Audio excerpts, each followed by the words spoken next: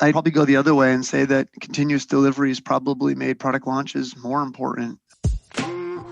You are listening to This is Product Marketing, brought to you by Product Marketing Hive, a product marketing community that gives back. In this episode, John Zilch, a longtime product leader and a co-founder of LaunchDay, shares his thoughts on product launch and what makes a product launch successful. Let's dive into it right now. Welcome to the show, John. Thanks, Louise. Thanks for having me today. So to get the show started, can you introduce yourself a little bit to our audience? Just give us a little bit background. Yeah, of course. I'd love to. Thanks for having me on again.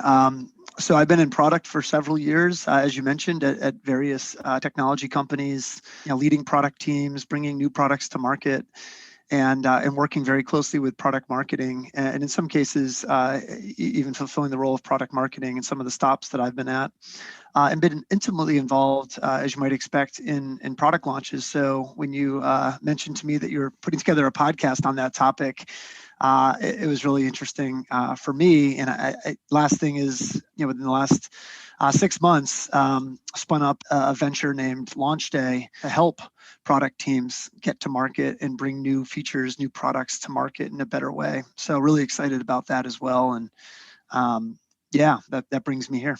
That's great. So you have been involved in product launches many times. So in your experiences, what product launch approach has been effective? So in terms of the approach, I think that's really interesting. That's something we think about a lot, actually, doing product management and also with LaunchDay and trying to build out technology that would support launches. For me, I think an effective approach is to start, and I know this is almost a cliche at this point, but to start with the why. Why are we launching something? What are we trying to achieve? And really make sure that the whole team is goal oriented. And however your organization or team sets up goals, really align around that. So what is our goal? Are we here to capture more market? Are we here to get our customers to feel better about the products that they're using or the services that we provide? Are the goals just to catch up to help our sales team close more deals or increase pipeline? I think there's a lot of different ways you can look at goals for a launch, and where I think I've seen a lot of teams not do as well, and I've been part of these teams at time, is you kind of rally around a technology or a product without thinking about what you want the end result to be, and it starts to fall into this assembly line type of format where it's, here's the product, let's go make sure people know about it, let's check a lot of boxes. So I think in terms of an effective approach, really important to state what those goals are and make them really front and center for the team. Put them somewhere, repeat them all the time, make sure that everyone knows what we're trying to do here. The other thing I'd add to that is focus, making sure that, as a team, we're really going to be laser focused on that goal. Maybe it's a couple goals, but not too many, right? And we're not trying to boil the ocean, as they say, with a product launch, but really trying to be laser focused around what the team wants to do and accomplish. Yeah, that's a great answer. I couldn't agree more. Like getting teams together, seeing the larger picture and working towards the common goal collaboratively is really just fundamental in product launch. So in one of the blogs you shared with our community, you mentioned this T-minus model for planning a product launch.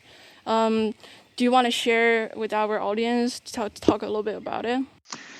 Yeah, sure. It's a model that it's a funny story. I was in a meeting once with a product marketing team who were leading a product launch, and we sat around an Excel sheet virtually, but we sat around an Excel sheet, and there's all these things on the Excel sheet, and there's all these dates, and people were supposed to put in their dates and their updates and their statuses. And then at one point, we figured out that this whole thing wasn't going to work from a calendar standpoint. We had to shift everything 2 weeks.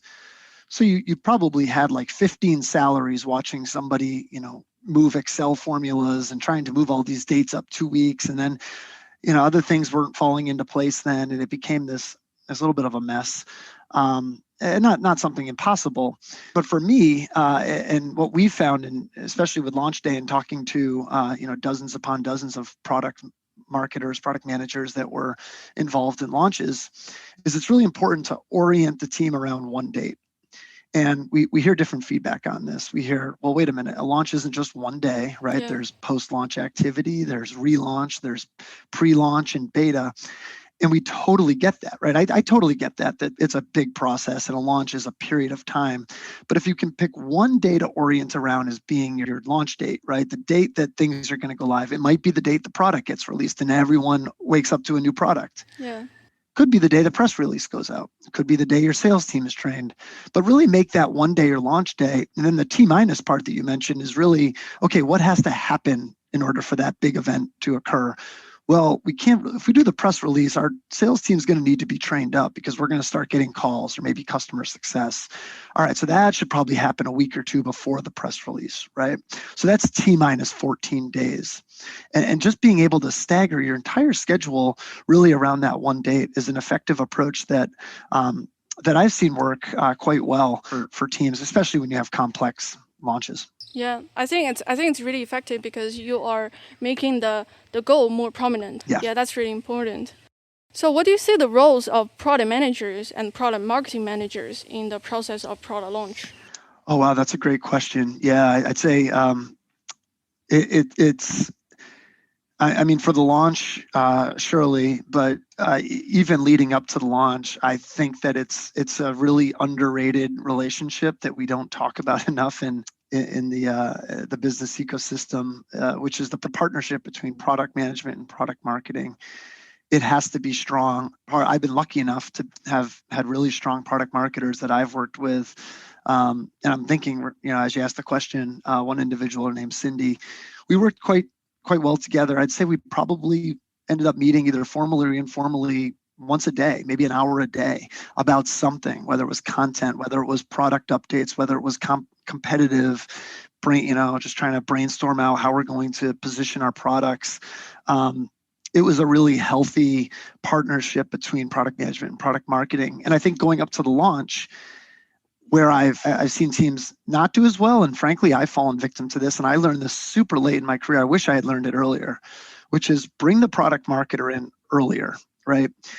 If you're building something or if you're building out the roadmap, there are times where you get so caught up in the development of it as a product manager that then by the time it's almost ready to go out, then you start bringing in sales enablement and product marketing, and you get that go-to-market team together. I find that it works much better if you can bring them in earlier on and say, hey, here's what our roadmap looks like for the next year. What does everyone think, right? Like, let's get some buy-in. What are our goals? How does our positioning change? And then as you build out toward that roadmap, just providing updates, and being very candid about where the development's going and how the product's coming about or whatever the initiative might be.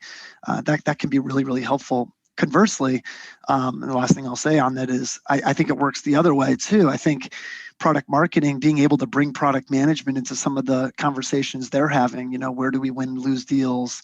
What should our roadmap, maybe we need to switch a couple things based on what they're seeing, competitive intelligence, all that good stuff.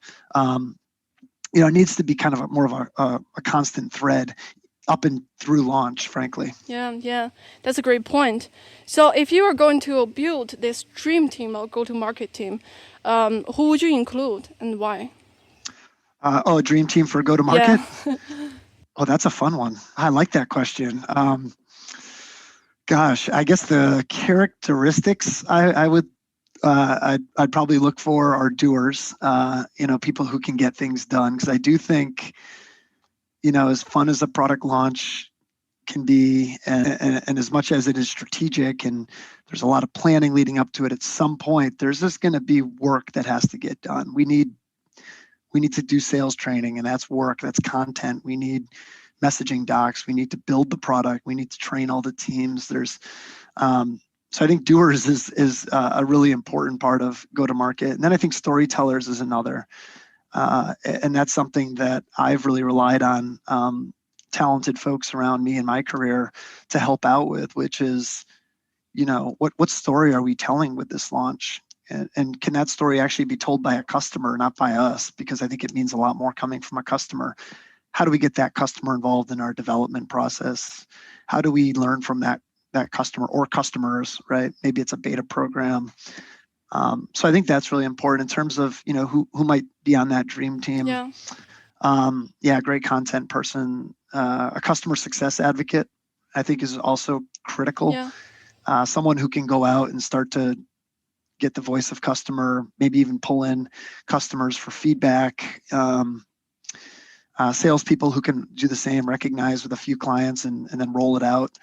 And really start to get buy-in, right? If you can sell the seller, so to speak, and get salespeople to really buy in on what you're launching, that works. That helps because they can also go out and start to advocate for that launch amongst the other sellers, which will give you much better traction. And then lastly, I'm in product, so I'll say, a product person who can also let go of maybe some of the things that they, the peripheral type of features, the bells and whistles, and just focus again on creating a product that might not be full, but will be ready by a certain launch and will support the story that the team is telling. I hope I didn't leave anyone out, by the way. No. My apologies if I left any of my friends out. That's a complete profiles for go-to-market team. Okay, good. In the successful product launch, what are the key ingredients to make sure the smooth launch of the product? Yeah, I think one of the big ones that I haven't mentioned, I mentioned focus and goals, which are really important. Customer involvement. I've seen launches go sideways too, because, and maybe not sideways, they would happen, but they could have been much stronger had we had some customer involvement earlier on. Analyst involvement, it's really an outside-in type of thinking on the launch is critical. I'd say the big thing, so the most successful launch that I've been a part of, and it was at my time, I don't know, 4 or 5 years ago at Dun & Bradstreet, we were launching a brand new product to the market, which is already hard to do. And we ended up going to Dreamforce, which is Salesforce's annual event. This is back in the pre-COVID days when, in-person events happened. Yeah. And we invested in it. We had a really large, booth presence, whatever you want to call it. It was bigger than a booth. And we demoed every 10 minutes or whatever. I think it was like every 20 minutes for 10 minutes, and we just had like a rotation of people demoing, and we had people coming over, and we were giving private demos too. We were meeting with customers. We were at events. We did a couple speaker series during the week as well. And it felt like playing for a sports team, I think, and a winning sports team. Everyone just, or maybe it was even like a winning band, right? Like everyone was in sync. We were loving what was going on. We were all really positive. We all felt great about what we were launching and confident in what we were launching. And at one point, we would do these demos, and I remember I did one, and there were a couple people in the front row, and then later on in the day, someone else on the team was doing the same demo, and I saw the same two people in the front row, and they were watching again. And I thought, well, what's going on here? And I asked them after, and they're like, yes, we just wanted to make sure we didn't miss anything, that we had a couple, questions, and wanted to watch it again. And I was like, well, that's a great indicator that we're doing something. And they said to me, they go, we can tell that you're excited by it. Like the company who's launching this stuff is excited by it. And I know it sounds a little bit fluffy to say like you need a positive energy around the launch, but it takes a lot of effort to get there. It takes a lot of buy-in. I think it takes a lot of planning and making sure that everyone feels good about what we're doing and everyone's aligned. But if you can get to that magical spot and everyone's running just really fast in the same direction, I do think some really, some amazing things can happen for the launch, and customers can sense it. They can sense in the copy, they can sense in the marketing, they can sense even in the product that there's something here that's really going to work for them. So I think it's not easy to achieve all the time, but to the extent that you can, just having that positive energy is really important. And then Louise, the last thing I would just add, and I know this is a little bit of a shameless plug, but that is sort of what we tried to do with LaunchDay too, is, and there's other tools out there, it doesn't have to be LaunchDay, but have something out there that's going to support all the work that's going into it, right? Just a one central place that shows, okay, what are all the things that we need to do to make this launch successful? What are the goals? Who are the personas that we're trying to target with what we're bringing to market here, and who owns what, who's accountable for what, and don't make it something that, I've used Excel before where People have to go in and put in their own statuses, and that gets old really quick. I've seen that really not work. So just having some kind of tooling, I think, that can support all of the work that goes into the launch, because people have other things going on during their day, I think is probably the last ingredient to really find success with the product launch. About the positive energy, that was a great story.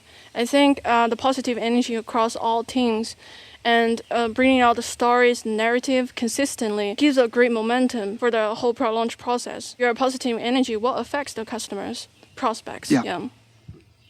And then in your experiences, what are the common challenges that you see for go-to-market team process of product launch? Yeah. I mean, the big one for me is probably misalignment in communication, or lack of communication.